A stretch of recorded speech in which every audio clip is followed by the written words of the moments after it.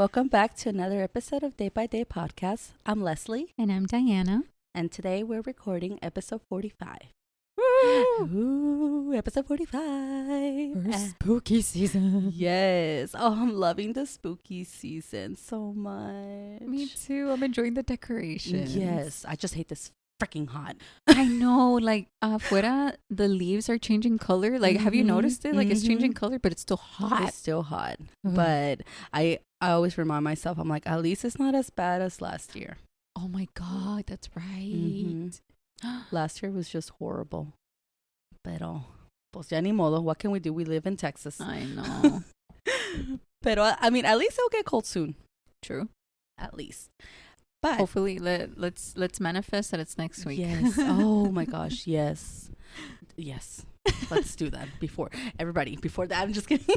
Before this episode, everybody manifest. But today's topics, we're going to be talking about haunted locations. Just, haunted locations. And honestly, there's just so many places. Girl. It's just, I guess when you really think about it, it's like, well, like, Earth's been here for how many years? Like, Yeah. so much has happened throughout, like, years and years. So, Did I say this in the last episode? I think I don't know. It sounds familiar. But I said that basically this entire earth is a huge graveyard. oh, yeah. Mm-hmm. Like, It is. For all we know, there's yeah. dead There's a people lot of right here. souls. There's a lot of stuff. There's a lot of stuff. People have done a lot of stuff. Girl, speaking of, What? sorry, I'm changing Why? the subject a little, but I was watching, it's going to sound really dumb, but like I was listening to this one girl's, like theory, Mhm. about, like shadows, right? So Uh-huh. she said that like we're 3-dimensional. So our shadows are 1-dimensional. Mhm. And they can't, like, our shadows can't interact with like other things, like only we can, and like it'll only show up like the shadow showing that we're touching stuff, right? Mhm. But our actual shadow cannot touch anything, like, actually like pick it up, Yeah, basically, right. because it's 2-dimensional.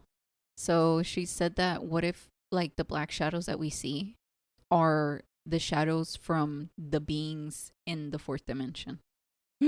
So like they're there, yeah, like they're walking around or whatever they're doing, Uh-huh. but we only see their shadow, and that's why we see it as a 3D figure. Girl. I know. I was like, oh, bitch, don't scare me. I know, that's scary. I What the know. fuck? I was like, that's a nice theory. That is a very nice theory. Oh my gosh. What the heck? That's crazy. It's like a boom. Wow. I was like, how high do you have to be? I know. Seriously. Man. Okay, so like we said, wow, I can.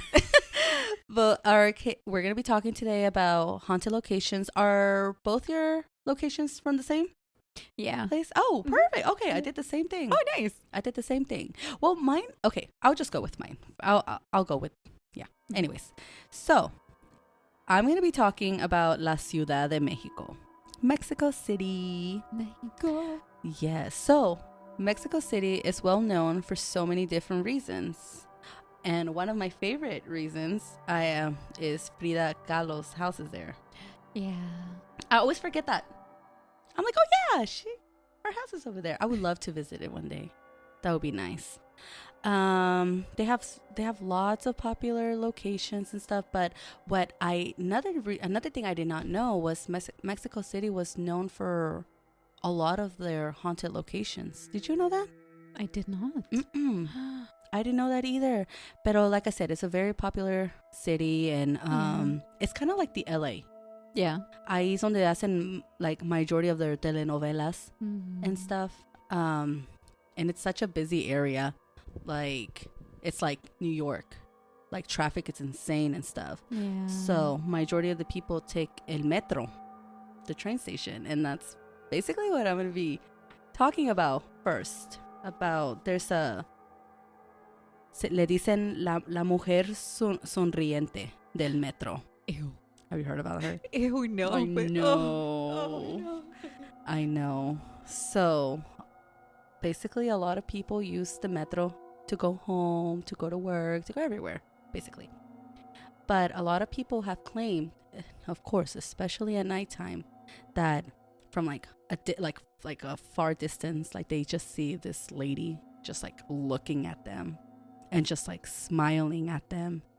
And she's just dressed like the old days, like los tiempos de antes, you know. And de que a lot of the times cuando, especially like we've said, like in the last one, I think our first one, is a lot of men that fall for her tricks and stuff like that.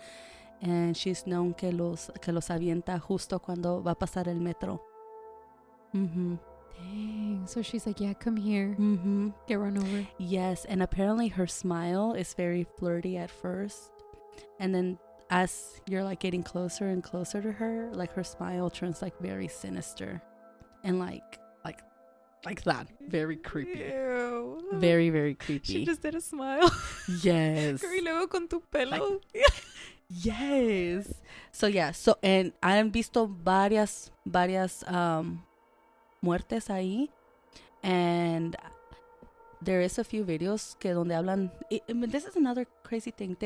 I guess they do cover it, but it's like something that happens so often that people think like son, like I said, either drunk people they just decide to jump off, because in the camera all they capture is like obviously just that person just like jumping to the metro. So they don't see anything like behind them? No, but a couple of survivors de que obvio, like I guess they come to like their sense of what's happening and stuff. They claim de que es la mujer que les está haciendo eso. Oh my god. I know. Dude, hell no. Like, as it is, getting on the bus is kind of sketchy. Oh, yeah. Oh, and that's another thing. You know, again, metro, the metro is a very, very, it depends where you are, I guess. It's like, you know, like New York has a bad reputation for their subways and stuff. But de que el metro en Mexico is way worse.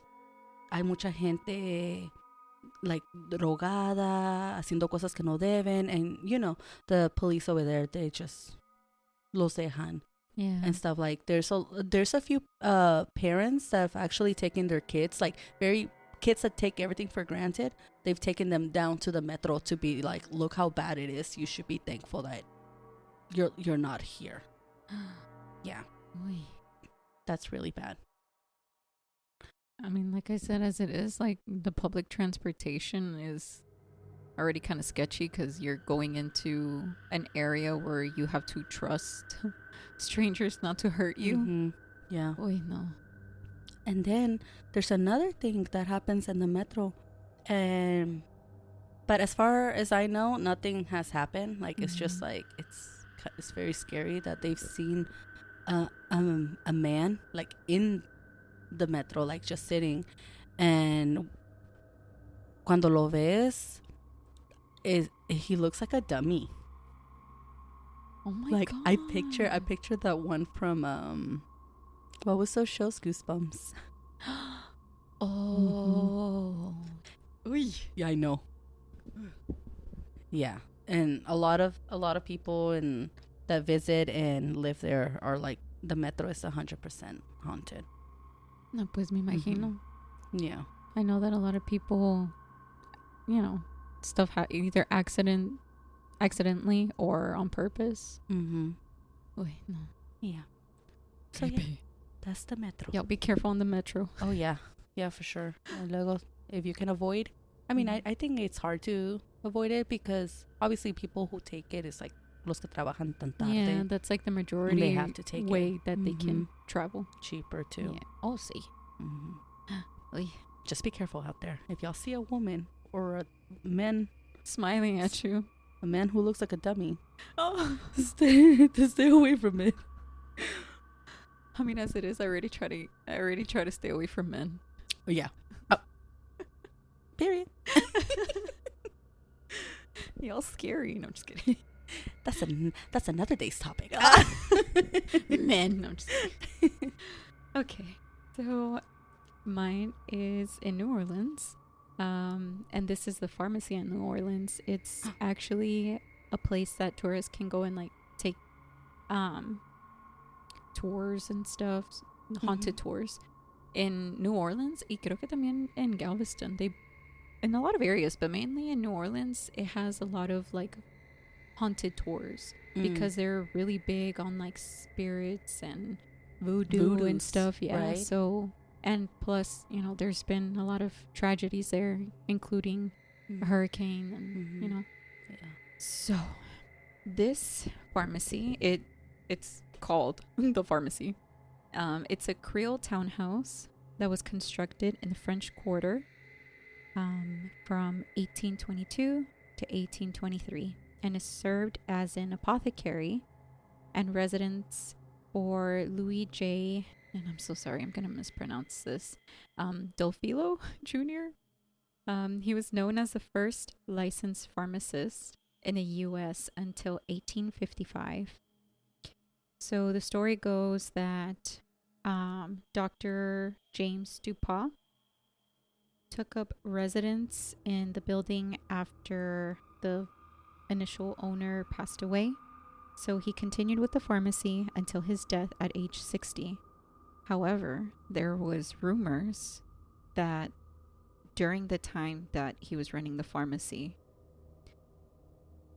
people would be experimented on by him. And it was mainly a lot of African Americans and mainly African American women that were pregnant. Yeah. So there would be rumors saying that he was mixing cocaine and heroin and administering them.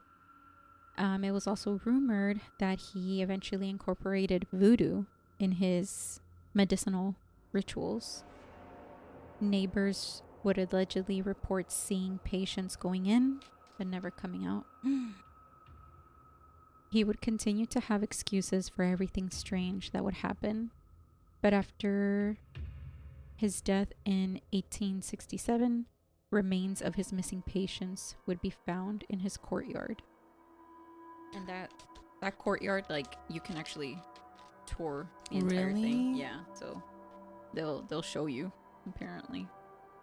The building now stands as the Pharmacy Museum and holds multiple medicine bottles, tools, and even voodoo powders. Staff and guests have reported hearing voices, including cries of women. Pregnant women have been reported feeling uneasy or even pain when they visit the museum. The entire French Quarter is full of hauntings and spooky stories. From the Andrew Jackson Hotel, which used to be an all-boys boarding school until there was a fire, to the Lalaurie Mansion that housed a slave owner who would torture all of her slaves until she was caught and escaped. The entire city is basically haunted with all its history and disasters and tragedies. Damn. Yeah, but in the pharmacy, I was looking at like different stories and like accounts of people that would go and visit and tour it, and there were a few of like women that said that they would get headaches or they would get like abdominal pains whenever they were in there. Or there was a lady who like got her hair pulled and pushed, and the moment that like she, you know, got out, that she was feeling fine. And even her husband like felt like headaches, como que lo querían apartar, like him from her, you know. No, it's crazy how he got away with it. Yes. And I noticed that like back in like that era, there were so many people, whether it was like actual doctors or people claiming who were to doing be doctors, that, right? Yes. I know. Yeah. When you were telling me all this, it reminded me of that series of American Horror Story. Yeah. Like there was just so many like dentists were like either like doing it or like from their house and like doing it like in their attics and stuff like that. Yeah. And it was just so crazy how they got away with it for so many years. Yeah, because during that time, people wouldn't really communicate, you know? So if somebody said, oh, yeah, you know, like I'm going to go to the store and then I'm going to go see my doctor and then I'm going to go do this. Okay, you know, talk to you next week. That's true. They don't know where they went missing. They don't know what happened with them next week. Damn. Yeah. And then, you know, they would just bury them or do whatever they needed to do, Mhm. like after they took the lives away from their victims, and the victims were never seen again until it became too much of a coincidence. Yeah. Como the hotel, the H.H. Holmes. Mm-hmm. Yeah, Yeah. like Yeah. Así igual. yeah, he would get a lot of people who were coming in, like visiting the city, Mhm. and he would just take their lives, and their Mhm. families wouldn't know because they were going on vacation. Mm-hmm. Yeah. That's true. They become very like cocky, like like, oh, Yeah. I'll get away with it. And Yeah. it kind of, I mean, como like Jeffrey Dahmer. Yeah. He's another one. He's the serial killer who, like, he did it so many times, and he was getting cocky with it. And then like the people from like the bars and stuff were like talking, like saying, hey, don't leave with this guy because I haven't seen so and so and for like days or whatever. And then like Yeah. And then the worst part, trying to get the police's attention, is the fact that this was happening to gay men Mhm. and gay men that were of color. Mm-hmm. So the police especially did not care. Yeah. Damn. That's a crazy story. Yeah. But that's the pharmacy. That's the pharmacy. I mean, I would like to go and visit it. Like, There's a lot. There's a I lot, but I know didn't want to there make it long. is. I know there's so many of them. And like, voodoo is a big thing over there, right? Yes. So we went there a few years ago for one of Andres's friends, like for his Mhm. birthday. And we just went as a couple, like the four of us. Mm-hmm. And I remember at night one day we couldn't really figure out like what to do. So I told them, I was like, you guys want to go look at Lalaurie Mansion? Because I wanted to see like everything haunted. Like Mhm. they wanted to eat food, obviously, Mhm. because New Orleans has a shit ton of good food. But I told them, I was like, I want to look at haunted stuff, scary, spooky. And we went into a store that had a whole bunch of vials and spell books. And I kid you not, like, it feels heavy. Mhm. It feels heavy in there, like in your chest. Like if Yes. it's hard Like to if breathe. you can't breathe. Yes. It's so much Isn't energy. that crazy how like, like cuando you feel it, but when somebody else says it, you're like, oh my gosh, Yeah. yes, I know exactly what you're talking Yes. about. And at one point, like, your head starts hurting too, and you just have to get out of there. Mhm. But whenever we walked to Lalaurie Mansion, on our way there, we passed by. Did I write it down? Can't remember if I wrote it down. But we passed by a building that looked kind of like apartments. But they look closed, so I didn't really pay much attention. But whenever I was doing my research for New Orleans and stuff, I saw that building again. And apparently there, ahí había una familia that would have like parties every night and stuff. And one day the neighbors wouldn't hear the parties anymore. And whenever they went in, they found all the family slaughtered, like in their courtyard and around their house. What the fuck? Yeah. Did they find who did it? Or no, también. No, Oh my tampoco. gosh. No. That's so crazy to me. Yeah. It's because back then, como que sí, they could get away with stuff because there was no DNA testing. Mhm. There was none of that. That's why there you was know? just so many. There was just Yeah. so many going on, so many serial killers And so a many lot of cold people. Yeah, a lot of cases. cults. Yeah, man. Next year for sure, we should really dive in to like cults and serial killers. That would be great. Yes. That's a project. That is a project. I think for that, I would have to start like in May basically because there's just so much. There's just so many and so much information. yeah. Start with our notes. Early, yeah, I know. Leslie and I, we literally have notes outside of our journals because I guess During work. Yeah, I guess we just said, okay, I don't have my actual journal here, but I have some ideas. I have some ideas, yeah. Okay, so the next one I'm going to be talking about is also from La Ciudad de Mexico. And this one's technically a urban legend, but a lot of people have claimed similar stories about this and stuff, and they think that this specific statue no es, quote unquote, no es de Dios. So this one le dicen el Jesús sin hogar. So this specific story is about a couple who went out and what? No, keep going. Are Because I you think I've heard it. No, keep Oh, going. you did? I think. Are you scared? Sorry. I was like, what, Diana? This is I get excited. I'm sorry. so this is about a couple who went out in Mexico like around like 8 p.m. and they decided to go for a walk because apparently it's really, really beautiful. Like there's just so much to see. There's like, yeah, I mean, it's Mexico. Like it's so beautiful. I imagine it like como San Miguel, like colorful and like the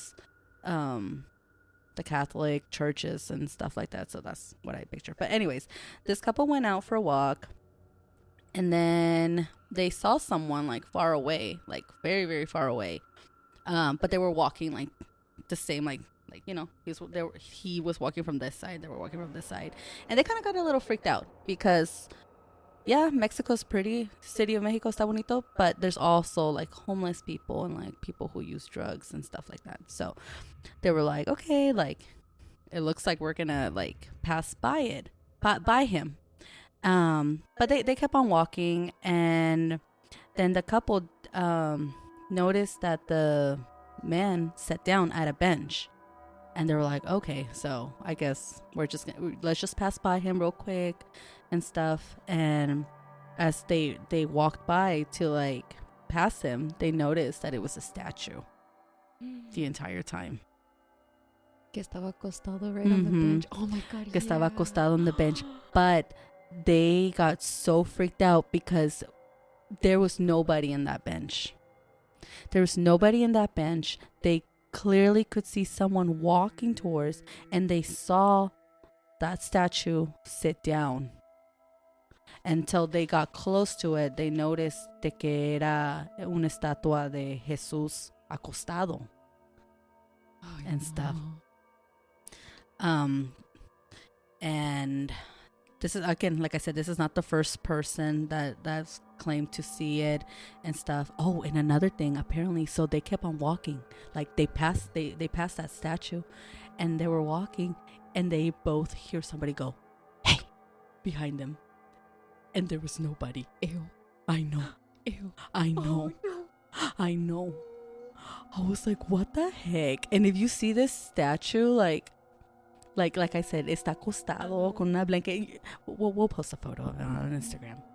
Pero mucha gente, like I said, have claimed similar situations, or they've claimed de que se sientan en esa bench y no hay nada. And then like either they'll like fall asleep or wake up, and then next thing you know, like they're sitting like on top of like his legs, and like que como te digo, está acostado y están así encima de él. Como que dice, this is my spot, but I just walk around sometimes. Oh no. Yeah. Porque tienen tantas estatuas que se mueven. I know. I don't know what is it. And you know what? I've always thought this. Los estatuas de Catholics freak me out. They freak me out. I don't mean to offend anybody, but honestly, like religious sculptures and relics and stuff, they're creepy. They're creepy. They're very creepy. I know. A lo mejor it was, because they're super old. También. Y luego, pues, I mean, did you hear about the one estatua I think que también fue en México? De que... La Virgencita? Well, that's another one. La que llora, right? La que llora, sangre. Yeah. Yeah. That's another one. Pero hay otro donde, like, they're, like, somebody was, like, recording el rezo or whatever, like, el pastor talking, and, like, they had the Jesus guy. You can tell now. Yes, thank you. You can tell I don't go to church. And, like, you could see it, like, moving his head. Oh, no. Pinche Pepper, you scared me. Girl. What did she draw? The freaking control. Pepper went. You scared me. But yes, there's just so many like different stories de estatuas all around Mexico. Dude. And then there's that other one de que no sé en qué parte de México, pero it's un pastor que está caminando like en la iglesia, and he sees somebody, and that person was like crying, like while they're sitting like en unos asientos, and he was like, hey, señora, ya cerramos, like, ya se tiene que ir. Y luego, and she's just, and her crying got louder and louder, and he was like, ¿estás bien? ¿Necesitas algo? Y as he's getting closer and closer, se desapareció. And it's so creepy because like we were talking about the recordings, you know, back then it was so much different. Yeah. Like, he's recording the entire walk like towards her. Yeah. Y luego cuando se acerca, because he felt como que era Uneasy. algo. Yeah. Because it was just like, you know, it was just like crying. Y nada más se ve así, está así con la cara para abajo. Si has visto el video donde está el padre dando un sermón, and like somebody was recording, you know, the entire thing. Mm-hmm. And you couldn't just start hearing like a woman screaming, like agonizing Yes. screaming. And he's like, isn't he telling her que se tiene que ir? Yeah. That was creepy. Yeah. Because it really sounds like somebody is hurting her. Like, that doesn't Yes. sound like a fake scream or cry. Yes. Ay. And he just kept praying and praying y diciendo que se salga, que se Yeah. vaya. Yes, estaba así, con Yes, I remember that Oh. one. Ay, no. That's so crazy. It is. Like, You know, I kind of want an explanation for that. Because I know that a lot of people, and again, I don't want to offend anybody, but I know that we give power to things because we're Mhm. energy. I truly believe that we're energy. But, and I know that there is such thing as good and evil, but why does evil try so hard Yes. to corrupt and, That's a good question. you know, and Mm-hmm. try to like get in Mm-hmm. and be like, no, you're gonna see evil. You Mhm. need to stop being good. Mm-hmm. Because that's, oh, you know, like just the, like any type of exorcism alone. Mm-hmm. Like, no, I don't know. Yeah, That's Yeah. scary. that is scary. What are the rules to the afterlife? I know, seriously. That's what I want to know. I'm scared. Yeah. Okay. Well, my last one is still in New Orleans. And this isn't so much a haunting as far as I know, because they haven't really put, you know, stories on that, but it is tragic. It is a tragedy. This happened in August 2005. Hurricane Katrina happened in Louisiana, and there was a couple who had just met each other about a week or two before that happened. And whenever that did happen, they decided to stay and try to help through getting everything together, try to survive basically, and Mm-hmm. you know, just keep fighting to stay there, to live there. So it kind of, the tragedy brought them closer. Mind you, like, they hadn't been knowing each other for too long. They had only been knowing each other for 2 weeks before that happened. But after that, they decided to continue with their relationship and move in together. Eventually, they moved into an apartment, and the apartment building, it's called the Voodoo Temple. Oh my gosh. I know. And it's Otro on- voodoo. It's on Rampart Street. And whenever I saw that, I was like, oh. But, you know, as time went by, the relationship, you know, continued to grow. The guy's name is Zach Bowen, Mm-hmm. and the girl was Addie Hall. Mm. So eventually Zach became very abusive, very toxic, very controlling. And it was said that supposedly Addie, you know, she would become toxic back. So one day, Zach decided that he didn't want to deal with that anymore, I Mhm. guess. And it sucks. It sucks. It really does. But he took Addie's life. And then after that, he took his own. What the heck? He could have just left. Zach's body was found on October 17th on the roof of a hotel Uh-huh. with the note in his pocket explaining why he did what he did and letting the police know that they needed to go to his apartment in order for them to find his girlfriend's body. And he had put on there the address of, you know, where they can Mhm. find her. And in the apartment, on the walls around, he had written that he wasn't a good person, and arrows pointing to where they could find her, and it was leading to the kitchen, and it was eventually pointing into the oven. And in her journal, like her diary journal, he wrote down explaining how he took her life and how he attempted to cook her to get rid of the body, but he couldn't finish it. And after he realized that he couldn't, dispose of her body, he decided to go to the hotel and damn. Yeah. And sadly, that's not the craziest part. The craziest part is that you can actually still rent that apartment. And I don't know how true this is, or I don't know if they've already changed it. Why would? Oh, yeah. But after that happened, they had still kept the oven.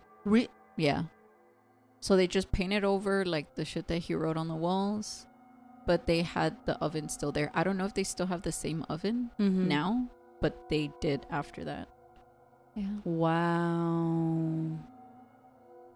Wow, that's crazy. So por eso te digo, like, so much. And también in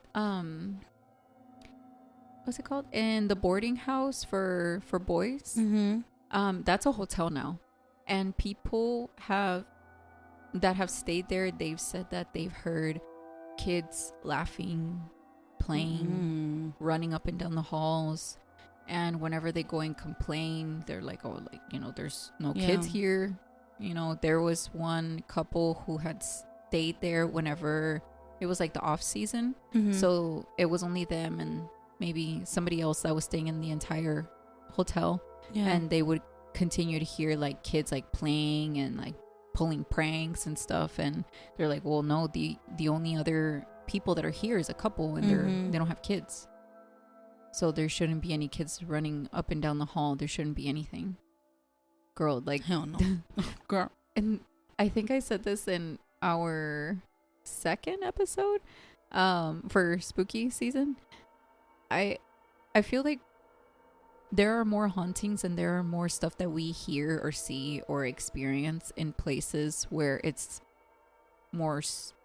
where spirituality is big. Yeah. Como in Mexico, in New Orleans, girl. Like, that's true. It's spirit, like their spirituality is high. And honestly, also our next topic. Yes. Also our next topic. Yes. Honestly. Yeah. I was actually going to say this around the same thing. Yeah. How it's like either we welcome it, or it's kind of like, we give power to it. Yeah. We give power to it. Like we're paying so much attention to all of this. Yeah. And it just likes it. That's what. And I'm not going to lie to you. So whenever I started researching, for our episodes, I hadn't heard anything because I kind of stopped listening to spooky stuff so much. I think I would only listen to one here and there because I would get really drowsy, like really tired and drained. And I would hear things. So I kind of had to stop. And whenever I had stopped for like a few months. So whenever I started picking up again on this, I was like, no, like I'm fine. Like it's been months with like nothing. It's fine. Like it's in my fucking head. No. And then the kids started hearing things. I did not tell them, dude. I do not tell them about these things. I didn't tell them whenever I was like, researching. I didn't even tell Andres until like a few weeks ago. What? And the kids would be like, yeah, like there's a knock. Hell, even Andres. When was it? Wednesday? He said that he took a nap and that he heard knocking on our window, like close to our room. Yeah, mind you, the kids weren't there. Nobody was there. He said that like whenever he heard it, he woke up because he thought that maybe he had like locked the garage door and the kids couldn't get in or something. Yeah. No. Girl, oh hell no, Diana. And I feel like this is why, because I'm giving energy to it. Yeah, we're giving energy to it. Yeah. That's why it follows us. That's what's been following us for a long time. Yeah, honestly. Lo bueno es que la cosa que estaba in our old apartment is not with us anymore. Yeah, good. Okay, yeah. I know. Yeah. Anyways, let's not talk about her. But yeah, damn. All right. Well, this concludes our topic for today. haunted locations. And I hope you guys enjoyed. And we will see you in our next one. Bye. Bye.